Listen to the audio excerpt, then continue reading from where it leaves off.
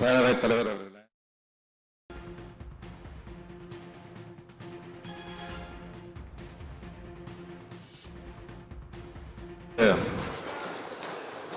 பேரவைத் தலைவர் அவர்களே,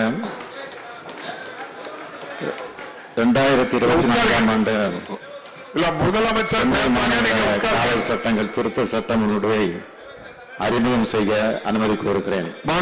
முதலமைச்சர் அவர்களின் தீர்மானம் பேரவையின் முடிவுக்கு விடப்படுகிறது. ஏற்போர் ஆம் என்க, மறுப்போர் இல்லை என்க, ஏற்போரை அதிகம் என்று கருதுகிறேன். நின்ற தேர்தலில் எல்லாம் வென்ற தலைவர் கலைஞரின் நூற்றாண்டு நிறைவில் 100க்கு 100 வெற்றியை பெற்று புகழ் மாலையை சூட்ட வேண்டும் என்று நான் உறுதி எடுத்து பயணம் தொடங்கினேன். எடுத்த உறுதியில் நூற்றாண்டு நாயகருக்கு புகழ் மாலை சூட்டிய பெருமையோடு உங்கள் முன்னால் நின்று கொண்டிருக்கிறேன். நடைபெற்றது நாடாளுமன்ற தேர்தலாக இருந்தாலும் எதிர்க்கட்சிகள் என்னை குறிவைத்தும் இந்த திராவிட மாடல் அரசை விமர்சித்தும் தான் தேர்தல் களத்தில் அதிகம் பேசினார்கள். திராவிட மாடல் ஆட்சியின் செல்வாக்கை குறைத்து காட்ட அவர்கள் செய்த உண்மைக்கு புறம்பான பிரச்சாரங்களை மக்கள் முறியடித்து செய்கூலி சேதாரம் இல்லாமல் முழுமையான வெற்றியை வழங்கினார்கள்.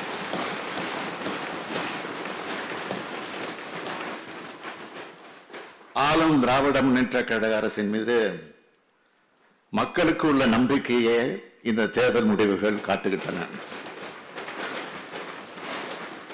நான் ஆட்சி பொறுப்பேற்ற காலம் முதல் ஒவ்வொரு நாளும் ஒவ்வொரு மணி நேரமும் நாட்டு மக்களுக்கு நல்ல பல திட்டங்களை தீட்டி வந்துள்ளன என்பதை தமிழ்நாட்டு மக்கள் உணர்ந்த அடையாளம்தான் இந்த 100 விழுக்காடு வெற்றி. சட்டமன்ற தேர்தலில் வாக்களித்த மக்கள், வாக்களிக்காத மக்கள் என்ற பாகுபாடின்றி அனைவருக்கும் கடந்த 3 ஆண்டு காலத்தில் ஏராளமான நன்மைகளை செய்துள்ளோம். அதற்கான அங்கீகாரத்தை வாக்குகள் மூலமாக மக்கள் நமக்கு அளித்துள்ளார்கள். வரலாற்று சிறப்புமிக்க இந்த தமிழ்நாடு சட்டமன்றத்தில் இன்று வாக்களித்த தமிழ்நாட்டு மக்கள் அனைவருக்கும் தலை வணங்கி வணக்கத்தையும் நன்றியையும் தெரிவித்துக் கொள்கிறேன்.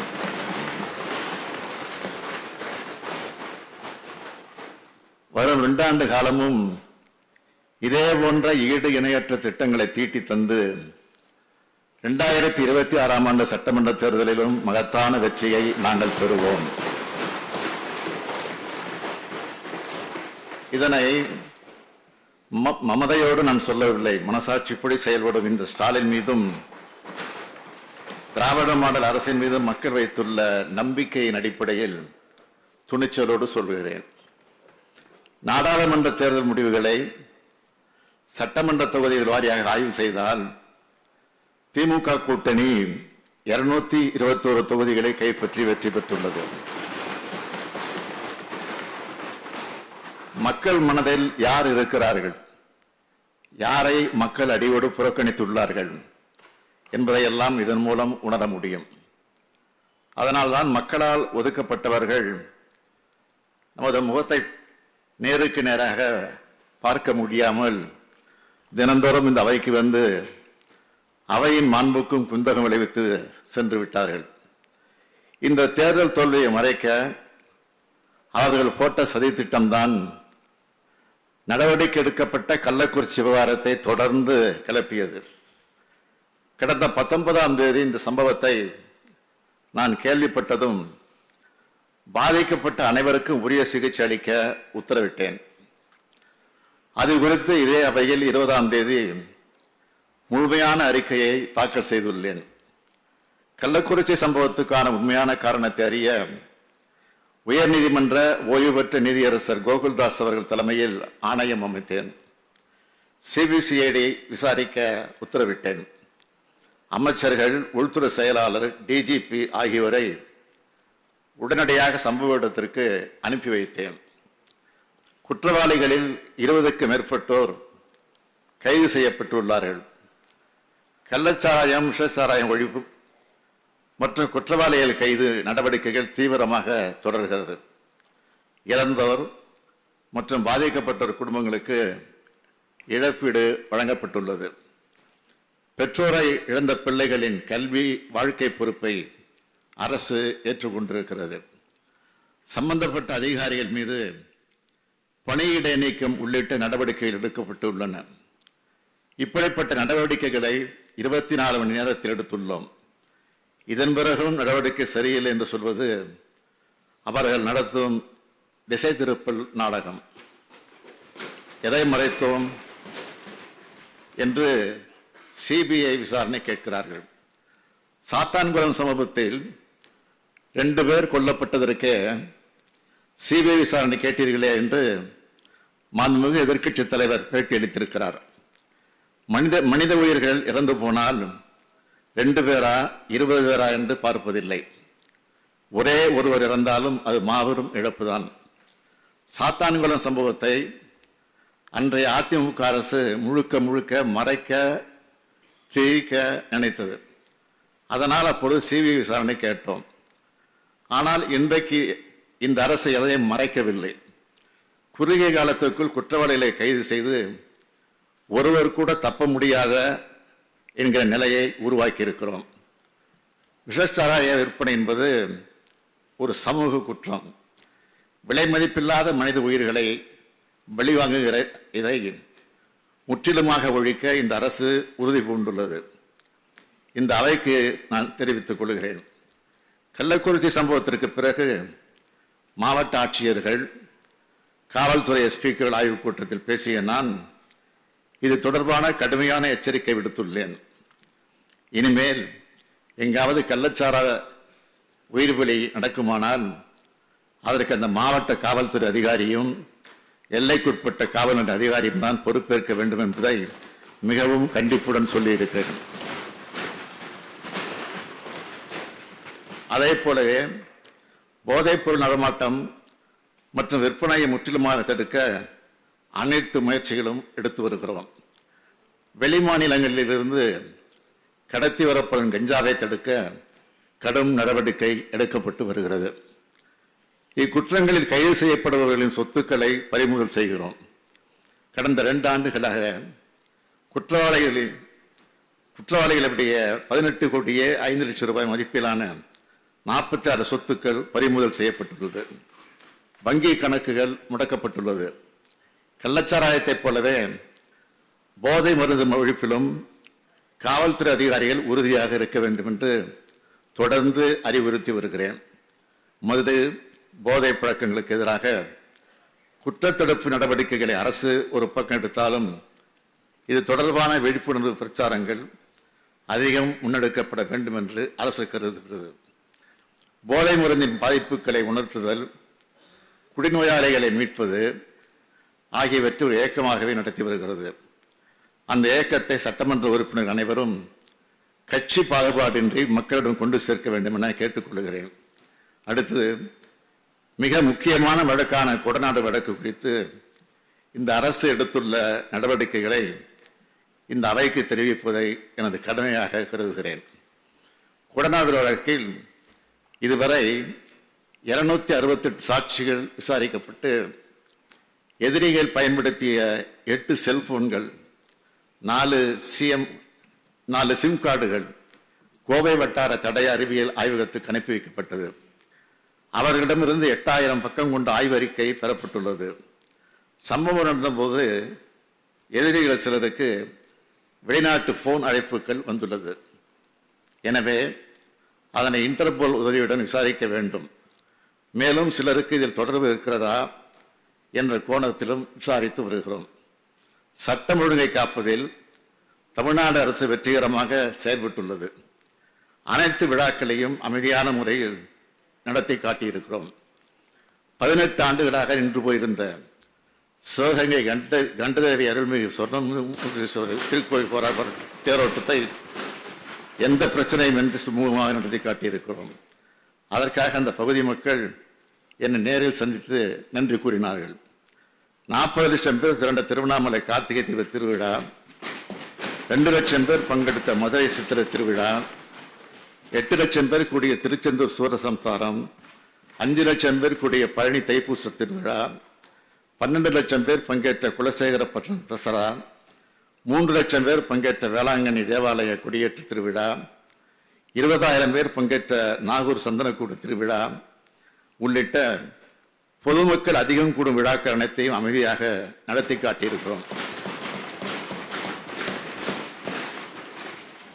இன்றைக்கு தமிழ்நாடு வளர்ச்சி மிகு மாநிலமாக இருக்கிறது என்றால் அமைதி மிகு மாநிலமாகத்தான் அது இருப்பதால் தான். வளர்ச்சி மிகு மாநிலமாக இருக்கிறது என்பதை இந்த மாமன்ற உறுப்பினர்கள் அறிவார்கள்.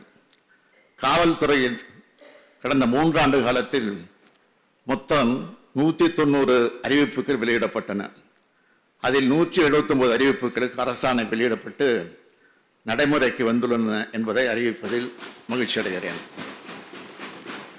மற்ற அறிவிப்புகளும் விரைவில் அரசாணையாக ஆகும் என்று உறுதியளிக்கிறேன். கடந்த ஆண்டு மட்டும் காவல்துறையில் பல்வேறு சீர்திருத்த முன்னெடுப்புகள் எடுக்கப்பட்டன. மாணவர்களை பயன்படுத்தும் சிற்பி திட்டம் மூலமாக மாணவர்களுக்கு ஒழுக்க பயிற்சி அளிக்கப்படுகிறது. சிறு குற்றம் செய்யும் குற்றவாளிகளை திருத்தி அவர்களது எதிர்காலத்தை சிறப்பானதாக மாற்றுவதற்கு பறவை திட்டம் தீட்டப்பட்டது. பதிவேடு குற்றவாளிகள் குறித்த தகவல்களை ஒருங்கிணைக்க பருந்து திட்டம் செயல்பாட்டில் உள்ளது. காவலர்களின் நன்மைக்காக ஸ்மார்ட் காவலர் செயலி உருவாக்கப்பட்டது. விடுப்புகளை முறைப்படுத்த விண்ணப்ப செயலி அறிமுகம் செய்யப்பட்டது. காவலர்களின் மன அழுத்தத்தை குறைக்கும் பயிற்சியாக மகிழ்ச்சி என்ற திட்டம் செயல்படுத்தப்பட்டது. மகளிர் காவலர்களுக்காக ஆனந்தம் திட்டம் அமுலில் உள்ளது. வாகன திருட்டை கண்காணிக்க IVMS திட்டம் நடைமுறைக்கு வந்துள்ளது. பொதுமக்களின் குறைகளை நிவர்த்தி செய்யவும் புகார்களை விரைந்து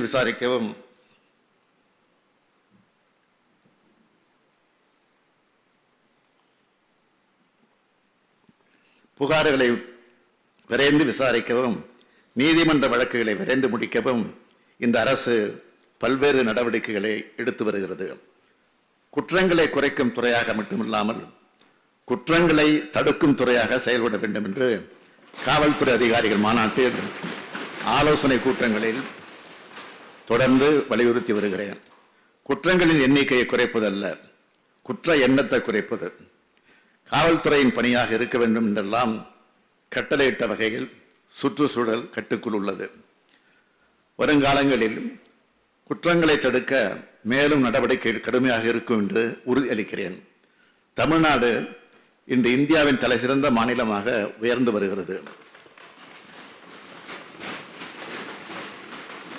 தொழில் வளர்ச்சியில், கல்வி வளர்ச்சியில், உட்கட்டமைப்பில், மனித வளர்ச்சி குறியீட்டில் என எந்த வகை எடுத்துக்கொண்டாலும் தமிழ்நாடு உயர்ந்து வருகிறது. அதன் தனித்தன்மையை தனி சிறப்பாக வளர்த்து வருகிறோம். இந்த வளர்ச்சி என்பது என்னால் மட்டும் ஆனதல்ல. என்னை முதலமைச்சராக ஏற்றி வைத்து ஒவ்வொரு துறையையும் தங்களது ஆக்கப்பூர்வமான நடவடிக்கைகளால் வளர்த்து வரும் எனது அருமை அமைச்சரவை சகாக்களால் தான் இந்த வெற்றியையும் புகழையும் பெற்றோம் என்பதை எப்போதும் மறக்காமல் சொல்லி வருகிறேன். அனைத்து அமைச்சர் பெருமக்களுக்கும் எனது மனமார்ந்த நன்றியை தெரிவித்துக் கொள்கிறேன். கூட்டணி கட்சியாக இருந்தாலும் பாராட்ட வேண்டிய நேரத்தில் பாராட்டி, சுட்டிக்காட்ட வேண்டிய நேரத்தில் கனிவோடு சுட்டிக்காட்டும் கூட்டணி கட்சியின் உறுப்பினரது வாதங்களும் பாராட்டுகளும் ஆலோசனைகளும் எங்களுக்கு எப்போதும் ஊக்கமளித்து வந்துள்ளது. நேற்று நடைபெற்ற விவாதத்தின் போது சட்டமன்ற உறுப்பினர்கள் எழுப்பிய கோரிக்கைகளை பொறுத்தவரை திரு பரந்தாமன் அவர்கள் சென்னை மாநகரில் காவலர் குடியிருப்புகளில் பழுதுபார்க்கும் பணிகளை மேற்கொள்ள கோரிக்கை விடுத்தார்.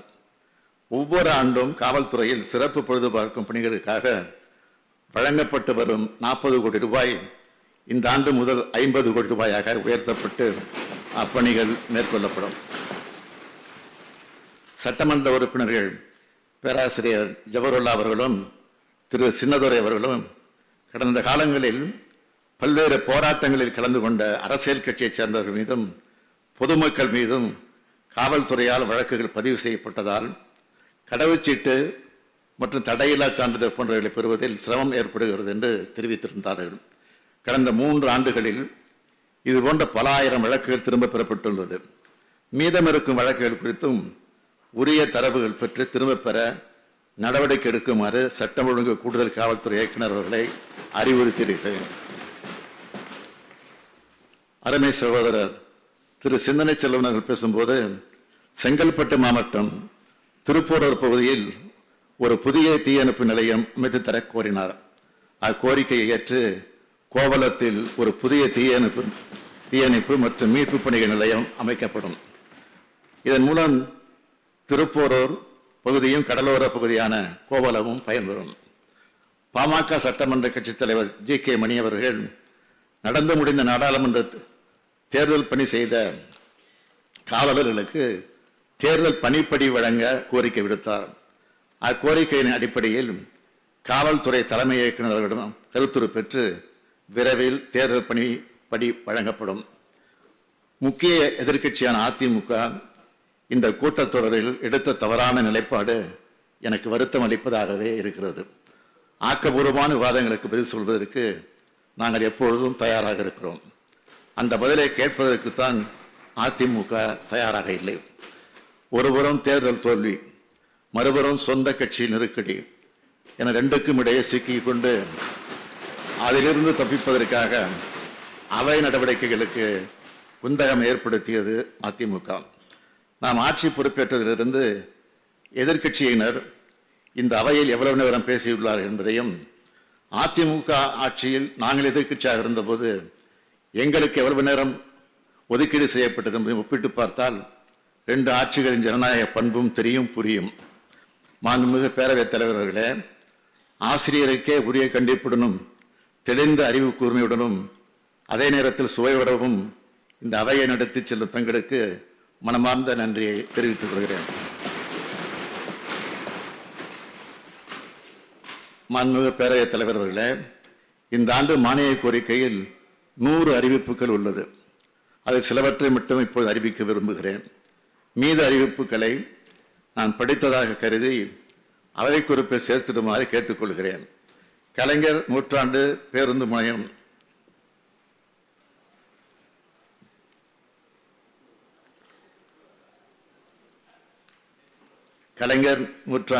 முனையம் மற்றும் ஏற்காடு ஆகிய இடங்களில் புதிய போக்குவரத்து காவல் நிலையங்கள், கிண்டி கலைஞர் நூற்றாண்டு உயர் சிறப்பு மருத்துவமனை புறக்காவல் நிலையம், படப்பை ஆதமங்கலம் புதூர் திருப்பரங்குன்றம் கோயில் ஆகிய இடங்களில் புதிய காவல் நிலையங்கள். நம்முடைய அவை முன்னவர் அவர்கள் காலையில் வந்தவுடன் ஒரு சீட்டு கொடுத்துருக்காருன்ட்ட நெடுநாள் கோரிக்கைன்னு சொல்லி கொடுத்துருக்காரு. பேரணாம்பட்டில் இருக்கக்கூடிய காவல் நிலையத்தை வேறு இடத்திற்கு மாற்ற வேண்டும் என்ற கோரிக்கை கொடுத்திருக்கிறார். அதுவும் நிச்சயமாக பரிசீலிக்கப்படும். குளத்தூர், கேளம்பாக்கம், செங்குன்றம் உள்ளிட்ட இடங்களில் புதிய அனைத்து மகளிர் காவல் நிலையங்கள் அமைக்கப்படும். தாம்பரம் காவல் ஆணையத்திற்கு புதிய கட்டடம் கட்டப்படும். கோவை, பொள்ளாச்சி, திருப்பூர், நல்லூர் ஆகிய இடங்களில் 229 காவல் குடியிருப்புகள் கட்டப்படும். தமிழ்நாடு காவல்துறையில் பணியாற்றும் ஆளுநர்கள் பணியின் போது உயிரிழப்போ, உடலுறுப்பு இழப்போ, காயமோ ஏற்பட்டால் வழங்கப்படும் கருணத்தொகை உயர்த்தப்படும். சிறப்பு இலக்கு படையில் பணியாற்றும் ஆளுநர்களுக்கு அத்தொகை உயர்த்தி வழங்கப்படும். ஊர்காவல் படையில் பணியாற்றும் ஆளுநர்கள் உயிரிழக்கும் போது அவர்கள் குடும்பத்திற்கு தமிழ்நாடு ஊர்காவல் படையினரன் மற்றும் கருணை கொடை நிதியிலிருந்து வழங்கப்படும் இழப்பீடு 15,000 ரூபாய் 1 லட்சம் ரூபாயாகவும், காயமற்றவர்களுக்கான நிதி 10,000 50,000 ரூபாயும் உயர்த்தப்படும். கோவை மாநகராட்சியை விபத்தில்லாத மாநகரமாக மாற்றிட 5 கோடி ரூபாய் மதிப்பீட்டில் செயல் திட்டம் ஒன்று செயல்படுத்தப்படும். தஞ்சாவூர் வட்டார தடய அறிவியல் ஆய்வகத்தில் 5 கோடி 21 லட்சம் ரூபாய் செலவில் புதிய ஆயப்பிரிவு ஒன்று உருவாக்கப்படும். தீயணைப்பு மற்றும் மீட்பு பணியில் ஈடுபடும் பணியாளர்களின் பயன்பாட்டிற்காக 1500 தற்காப்பு உடைகளும், மீட்பு பணியில் ஈடுபடும் பணியாளர்களுக்கு சிறிய உபகரணங்களோடு கூடிய 3000 மீட்பு உடைகளும் 4 கோடி 50 லட்சம் ரூபாய் செலவில் வழங்கப்படும். ஏரல், கருமத்தம்பட்டி, மடத்துக்குளம், கோவளம், படப்பை, திருநெல்வேலி மாநகரம், புதுவையில் உள்ளிட்ட 7 இடங்களில் புதிய தீயணைப்பு மற்றும் மீட்பு பணிகள் நிலையங்கள் நிறுவப்படும். சமயபுரம், மேடவாக்கம், பெரம்பலூர், தியாகதுர்கம், நீடாமங்கலம், குளத்தூர் ஆகிய 6 தீயணைப்பு மற்றும் மீட்பு பணி நிலையங்களுக்கு புதிய கட்டடம் கட்டப்படும். அது மட்டுமல்ல, அரசு ஊழியர்களுக்கான புதிய மருத்துவ காப்பீடு திட்டத்தில் அரசு ஊழியர்களை சார்ந்துள்ள தாய் தந்தையாரையும் பயனாளிகளாக சேர்த்திட வேண்டும் என்று காவல்துறையினர் உள்ளிட்ட பல்வேறு அரசு அலுவலர்களிடமிருந்தும் கோரிக்கைகள் வரப்பெற்றுள்ளன. அவற்றை உரிய முறையில் ஆராய்ந்து அரசு அலுவலர்களை சார்ந்து வாழும் அவர்களது பெற்றோர்களுக்கும் மருத்துவ காப்பீட்டின் பலன் சென்றடையும் வகையில் சம்பந்தப்பட்ட அரசு ஊழியர்களின் விருப்பத்தை பெற்று தற்போது நடைமுறையில் உள்ள புதிய மருத்துவ காப்பீடு திட்டம் மறுசீரமைக்கப்படும். மேலும் புதிய மருத்துவ காப்பீடு திட்டத்தின் பயன்களை பெறும் அரசு அலுவலர்கள் எதிர்கொள்ளும் நடைமுறை சிக்கல்களை கலைந்திட தலைமைச் செயலாளர் தலைமையில் விரைவில் ஆய்வுக் கூட்டம் நடத்திடவும் தேவைப்படும் நெறிமுறைகளை வழங்கிடவும் நான் உத்தரவிட்டுள்ளேன். மாண்புமிகு பேரவைத் தலைவர் அவர்களே, எங்களது இலக்கு மிகப்பெரியது, எங்களது கொள்கை மிக மிக பெரியது. எனவே எங்களது பயணமும் மிக மிக நீண்டது.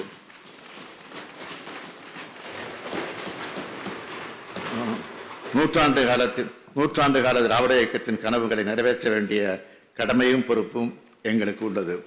பகுத்தறிவு புகழவன் தந்தை பெரியாரின் சிந்தனைகளை பேரறிஞர் அண்ணாவின் பாணியிலே தமிழக தலைவர் கலைஞர் அவர்கள் செயல்வேகத்தோடு கொண்டு செலுத்தி வருகிறேன். எங்களது இலக்கில் நாங்கள் வெல்வோம், வென்று கொண்டே இருப்போம் என்று கூறி என் உரையை நிறைவு செய்கிறேன்.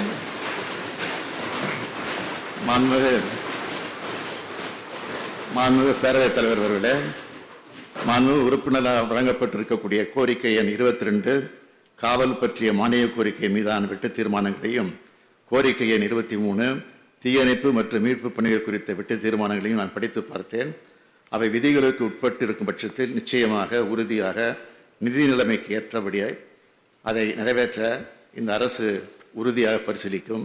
எனவே நான் ஏற்கனவே கூறியது போல மக்களை காக்கும் பணியில் காவல்துறை மற்றும் தீயணைப்பு துறைகளின் தேவைகளை, கோரிக்கைகளை இந்த அரசு உறுதியாக உரிய முறையில் நிறைவேற்றி தரும். அவற்றுக்கு போதிய விளக்கங்களை என்னுடைய பதில் உரையிலும் அளித்திருக்கிறேன். ஆகவே மாண்புமிகு உறுப்பினர் அனைவரும் என்னுடைய இந்த விளக்கத்தை ஏற்று வெட்டு தீர்மானங்களை திரும்பப் பெற்று இந்த மானிய கோரிக்கைகளை நிறைவேற்றி தருமாறு கேட்டு அமைகிறேன். நன்றி, வணக்கம்.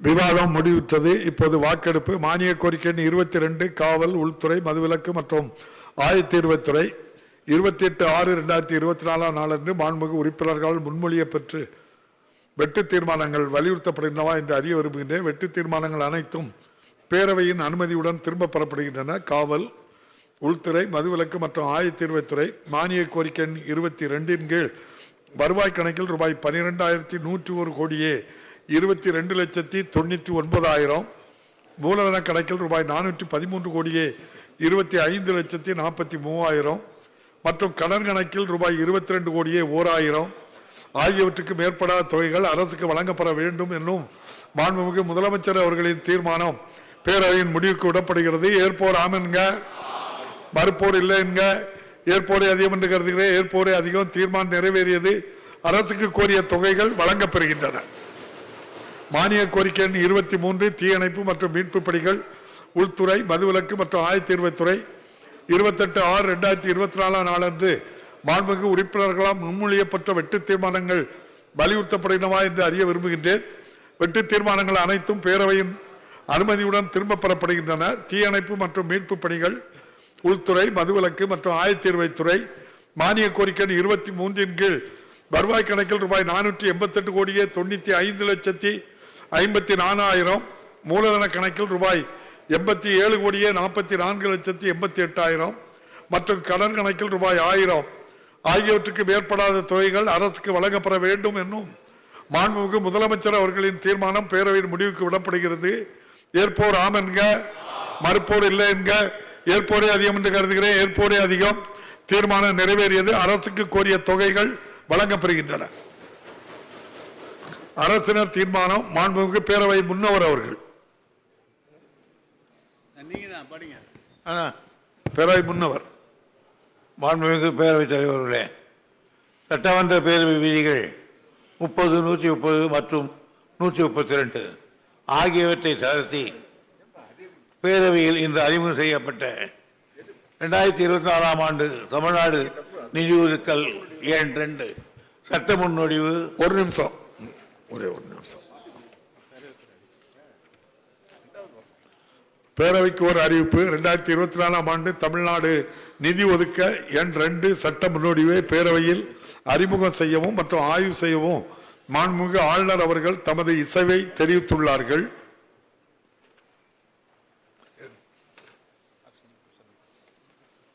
அரசினர் சட்ட முன்வடிவு அறிமுகம் செய்தல். 2024 ஆண்டு தமிழ்நாடு நிதி ஒதுக்க எண் 2 சட்ட முன்வடிவு மாண்புமிகு நிதி மற்றும் மனிதவள மேலாண்மை துறை அமைச்சர் அவர்கள். மாண்புமிகு பேரவைத் தலைவர்களே, 2024 ஆண்டு தமிழ்நாடு நிதி ஒதுக்க எண் 2 சட்ட முன்வடிவை அறிமுகம் செய்ய அனுமதி கோருகிறேன். மாண்புமிகு நிதி மற்றும் மனிதவள மேலாண்மை துறை அமைச்சர்களின் தீர்மானம் பேரவையின் முடிவுக்கு விடப்படுகிறது. ஏற்போர் ஆம் என்க, மறுப்போர் இல்லை என்க. ஏற்போரே அதிகம் என்று கருதுகிறேன். ஏற்போரே அதிகம். தீர்மானம் நிறைவேறியது. மாண்புமிகு நிதி மற்றும் மனிதவள மேலாண்மை துறை அமைச்சர் அவர்கள். மாண்புமிகு பேரவைத் தலைவர்களே, மேற்படி சட்ட முன்வடிவை அறிமுகம் செய்கிறேன். பேரவைக்கு ஒரு அறிவிப்பு. 2016-2017 ஆண்டின் மிக செலவுக்கான மானிய கோரிக்கைகளை பேரவையில் முன்மொழிவது குறித்து மாண்புமிகு ஆளுநர் அவர்களிடமிருந்து கீழ்காணும் செய்தி வரப்பட்டுள்ளது. Message in pursuance of clause 1 of the article 205 read with class 3 of article 203 of the Constitution of India, I R.N. Ravi, Governor of Tamil Nadu, hereby recommended to the Tamil Nadu Legislative Assembly to make grants for demands in respect of the amount spent on certain services and purposes during the financial year 2016-2017 in excess of the amount authorized or granted for those services and purposes and for that year. உடனுக்குடன் செய்திகளை தெரிந்து கொள்ள Sun news bell ஐகானை click பண்ணுங்க.